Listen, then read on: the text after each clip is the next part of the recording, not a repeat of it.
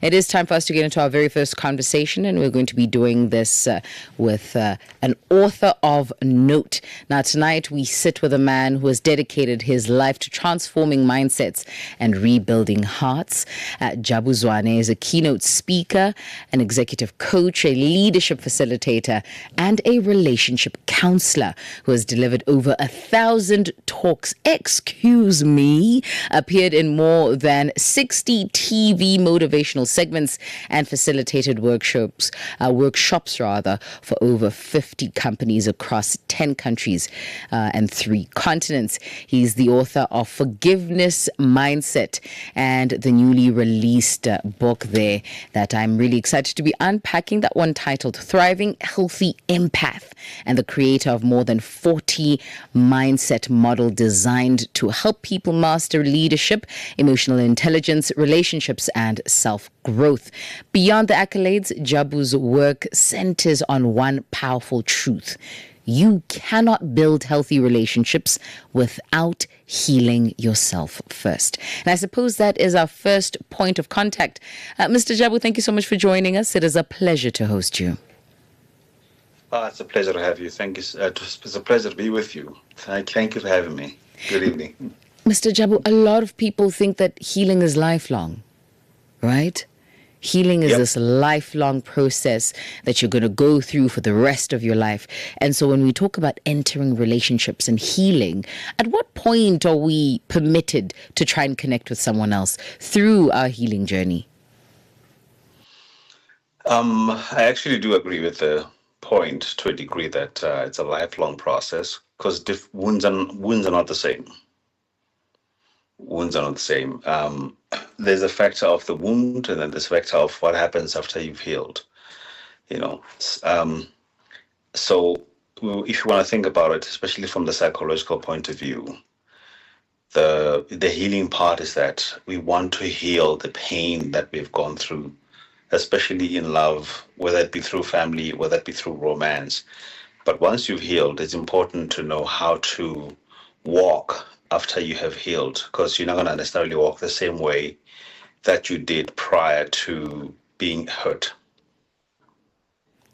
I think what's really interesting about finding your footing after healing is that you've kind of given yourself an opportunity to isolate from the idea of connection, right? And so to recalibrate yourself to want to connect with another human being. Talk us through that moment, because sometimes people assume that, listen, I'm healed, I'm all healed up, I'm ready for the world, but I don't want a relationship because it's too much drama. Is that healing? Is it not? At what point do you understand that you are healed? Look, there's a factor of if I've healed, I don't want to necessarily go back into this place to get hurt again. And this is probably why most people don't want to heal. But if you still do want to get involved in relationships, it's important not just to heal, but to also transform. And transforming is learning different ways of being in the same place. Number one, to avoid similar types of pains. Number two, to learn how to walk with the limp per se, or with the scar, so that whenever you look at the scar, it doesn't trigger memories of what happened prior to you getting hurt. And so there is a lot of relearning how to walk after you've healed. What are some of the wisdoms that you've learned after you've healed? So it's not just I've healed, I'm ready to get into relationships, but the question becomes, what have you learned about how you got hurt? And have you learned tools and ways on how to prevent getting hurt, or at least being able to manage with the reality that you might get hurt again? Sure. The voice there of speaker, executive coach, leadership facilitator, and relationship counselor, as well as author. This is Jabu Zwane joining us this evening. It is 14 minutes after 10 p.m. Central Africa time. Let's take a quick breather. When we get back, we'll delve into the forgiveness mindset. It is 42 minutes after 10 p.m. Central Africa time. We are still in conversation with none other than Jabu Zwane, who is our author for this evening, Behind Forgiveness Mindset. Outside that, Jabu has a number of accolades that we can boast about, and I'm sure we'll get into it in just a short bit. Let's continue the conversation, Mr. Jabu. I want to talk about the forgiveness mindset. You speak about the power of forgiveness. I think this ties in well with you saying that after healing comes transformation. Is forgiveness part of transformation? Forgiveness is actually, yes, the beginning part of transformation. I think it's important to understand that forgiveness gives you permission. It gives you permission to heal. It makes you aware that, first of all, of your own frailty and of your own humanity. And at the very same time, also makes you aware of, that you are living with imperfect people. And if you're going to be in relationships with people, it's a crucial component that does allow for long-term relationships to happen. It doesn't matter whether they're romantic or whether they are, platonic, or whether it's sibling or parent-child relationships. And what does forgiveness look like on the daily, tangibly? First of all, it starts with an awareness that nobody's perfect. Secondly, it continues with the reality that you cannot keep people's offenses with you by constantly reminding yourself what they've done and constantly reliving the pain of what they've done. So to shut that down and not to carry that on you, the first part of forgiveness is about you. It's about giving yourself permission to let go of things that you don't that make the love experience hard for you. And then the other part of forgiveness is whether you're going to restore the relationship or not. So you don't have to necessarily restore a relationship with somebody that you've forgiven. If the person has not shown any remorse, does not show any intention of changing their behavior, and continues still with the potentially harmful behavior, you can forgive them from the point of pardoning them and understanding that they're human, but you don't have to keep on allowing them in your space where they can continue to hurt you. Let's talk about the pillars of transformation. I think you said that forgiveness is part of this transformational process. What are the other pillars involved? The part of it is, wisdom. It's like understanding that when you are dealing with people, you must deal with people for who they are, not who you wish them to be. So if you do realize that this person does not have the capacity to be safe around you, they continue to abuse you psychologically, physically, financially, however way they abuse you, be aware of it, see it for what it is, and then take the necessary steps to protect yourself. The naivety of thinking that forgiveness is staying in this constant space where you are constantly being abused, that is absolutely wrong. Secondly, it's realizing that you're not going to forget what person has done, but you need to remember it differently. How do you remember differently? When you transform, after you heal and you begin to transform, if it's the relationship that has been restored and the person has repented and the person has shown remorse and they are not continuing with the same behavior, it becomes a testament of how strong the relationship is. Therefore, when you remember the offense or the hurt, it's no longer from the point of, oh, I got hurt, poor me, but it's like, oh my goodness, I can't believe that in spite of having gone through that, we are where we are today. So forgiveness then teaches you to remember offenses differently, but at the same time, it retains the wisdom from whatever it is that has happened so that you can approach life much more wiser, much more realistically, much more objectively, as opposed to continuing with naivety. What are some of the myths that you would love to dispel concerning love, marriage, relationships? Like a very pertinent, a very persistent kind of myth that you have seen time and time again. For example, they say that marriage is hard. Or love is hard. It's not hard. It's just that we need to understand that we are complicated. And we need to understand our complications and work through our complications and untie our complications. Love is actually quite simple. I love you, you love me back. We enjoy it, and it makes us whole. The challenge is, how was your love shaped? What do you understand for you as a concept of love? That's where everything gets messy. Um, in terms of love, again, the myth with especially love and forgiveness is that there's something as forgive and forget. No such thing as forgiving and forgetting. You will remember, and it's important to remember, because remembering is how we look at life from prediction. But how you remember is more important than what you remember. And then the other thing about that I think is one of the biggest myths about love is that when it comes to romantic love, it's unconditional. No, it's not. It's not unconditional. Romantic love is not unconditional. It is very much reciprocal. It is very much an ongoing process of growth, which makes love easier. If one person continues to give, the other one does not, because the one that's not giving, thinking it's unconditional, the person who's giving is going to get exhausted. And there's a point where the energy of love will start to die down.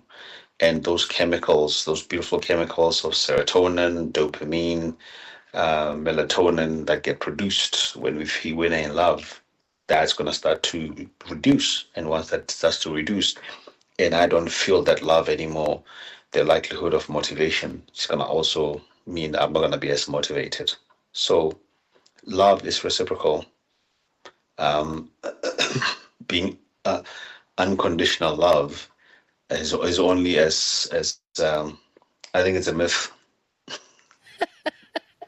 That is so tense because that's what we kind of hope for. I mean, that's the story that's told, right? The narrative that's shared that this person must love you regardless of where you are, what you're doing, how you're transforming. And so maybe ours is to explore how we're supposed to treat love. Like, what's the treatment plan for love? We'll do that in just a short bit. The voice there of the author behind Forgiveness Mindset is also a relationship coach joining us this evening, keynote speaker, executive coach, leadership facilitator, and relationship counselor Jabu Zwane. We take a quick breather. When we get back, we will be wrapping up conversations with our guest. From Cape to Cairo, every beat tells a story. It's African Diaries on Channel Africa. 9 minutes before 11 p.m. Central Africa time, we are still in conversation with Jabu Zwane, the author of Forgiveness Mindset, as well as that newly released Thriving Healthy Empath. Quite a bit to unpack with Jabu, but unfortunately we are time pressed, and the focal point will be Relationship Wednesdays. The reality is that we're looking to build stronger relationships, and we're doing this in this particular conversation. Mr. Jabu, we ended off there with the truth that unconditional love is mythical. And so I asked you what the treatment plan for love is. How are we supposed to condition ourselves to respect the experience of love that is conditional, that is subject to change, that is subject to my growth and whether or not I am growing? Yes. Look, I think the thing about it is the closest thing to unconditional love is the mother's love to a child. But even that is because that child belongs to the mother. Other than that, there would not be any love. So there goes that. The the relationship is conditional. To have a relationship with a person, it's premised on deserving. I cannot continue to love and give myself to someone that is not honoring that. If you don't honor that by reciprocity, by treating me well, by being considerate to me, being compassionate towards me, attending to my needs in the same way that I am attending to yours, then that quickly becomes a slave experience more than it is a love experience. Love is what makes love beautiful is that it's reciprocal, that there's an exchange there. Now, we can love people as they're getting, if they're growing, and we can love them through their mistakes. And we can continue the relationship on the basis that it's gonna get better. There is going to be some maturity. There is going to be some peace. There is going to be some calm. There is going to be some sense of belonging. But we cannot continue to do that when there is no sign of that at all, where it's just about taking, and it's about being served, and not necessarily, honoring the true intent of love. The true intent of love is not just to love a person, but it's also to be loved back. So for me, that is the remedy. What ends up happening is that if you're just loving and expressing and giving and all of those things, as you're gonna get depleted. You're gonna get exhausted, because what makes love long lasting is that there is a returning energy back to you, and I give the energy, you give it back, and then that continues. At the moment that it's just one way, the one way traffic, eventually where I'm taking from is going to be depleted. As they say, your cup is going to be empty. Sure. And you definitely cannot give from an empty cup. So, just as a parting shot toward the end of this conversation, for those who are listening and saying, I'm trying to assess where I am right now in my relationship, and I've realized that it's gone beyond the give and take experience, right? I have bought into many fallacies that have been shared, you know, how you become the 90 in their 10, and this can remain for like 3 years straight. What would you say to them to gear up their headspace? I think what I'm asking is essentially, how does Shayla wire her mind to understand love so that when she steps into a relationship, she is healthily giving it, but also healthily receiving it as well? Great question. I really love that.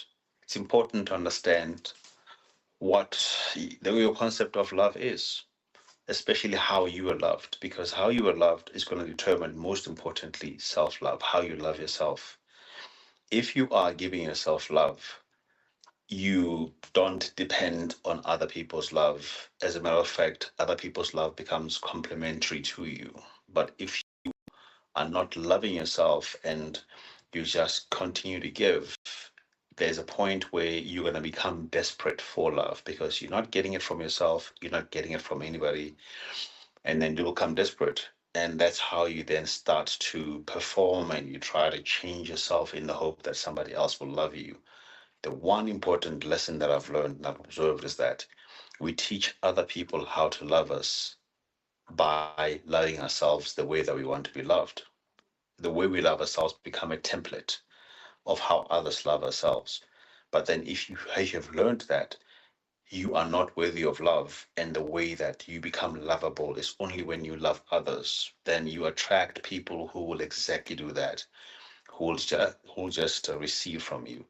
If you want to attract people that will love you well, make sure that you've got a very good, healthy relationship with yourself, and you give yourself kindness, compassion, understanding.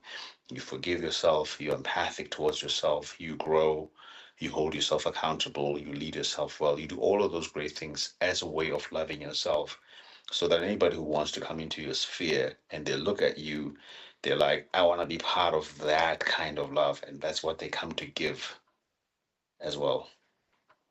Sure. We are time pressed, unfortunately. Mr. Zwane, this has been an absolute pleasure. We cannot wait to host you again. I think ours is to then delve into empath. What is that? What is a thriving, healthy empath? You know, for the most part, all we know about empaths is that they absorb all the feelings in the room. And I don't think that that's it, right? That doesn't square it off. So we hope that you will be joining us soon, yes? Yep, absolutely. Thank you so much for having me. It's great to be here, Taylor. The voice there of keynote speaker, executive coach, leadership facilitator, and relationship counselor who has delivered over 1,000 talks. And you can hear the caliber of knowledge and wisdom that he brings to the fort. It is 3 minutes before the top of the new hour. Let's get a little bit of a boom and a bam and a bing, okay? Some music. And then we step into the second hour's contents.